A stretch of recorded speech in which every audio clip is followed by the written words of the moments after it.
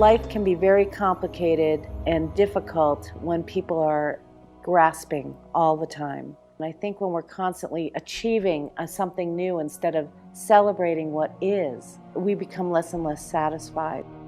It's like a drug.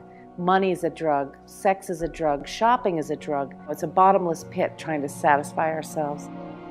This culture, especially in the United States, this society really has this like succeed, excel. It's a consumer mentality. Do more, buy more, be more, have more, bigger house, bigger car, fill up a garage full of 10,000 rolls of toilet paper and buy as much as you can. And people have garages and storages and more stuff, and they have so much stuff they can't even store the stuff. They had to pay for a place to store the stuff that they can't even store at their own house. And this is the way people live. Just because you have more externally, it doesn't always correlate to being internally fulfilled. Those are two completely different things. And external, in your environment, the house, the cars, the stuff, is never fulfilling.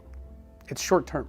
You get the fulfillment, you buy it, you have it, you play with it, and you get the short term, like instant gratification type of thing. But just like a child with a new toy, you run out of motivation after a little while and you're on to the next toy.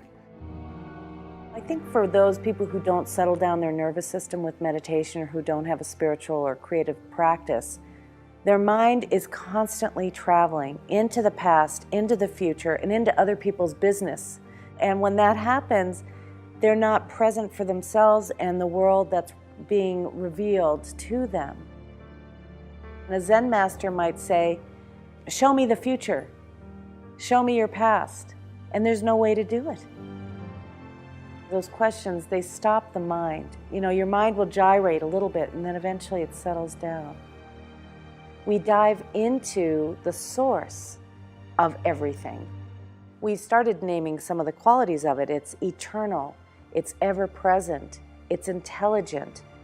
That's the transcendence, is when we lose track of time and space and we transcend the element of materialism.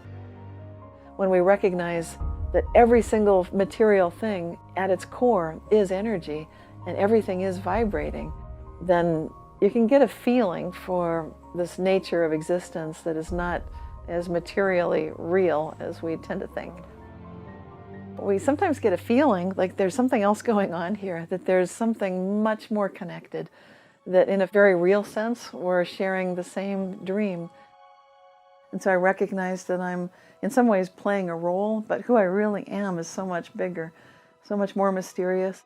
It's eternal, it's infinite, it's timeless, it's connected to everything. I think mystics, philosophers, poets, they express the reality better than maybe you or I, because they allude to it. And that's the same with waking up to that which is looking through your eyes. You can call it anything you want.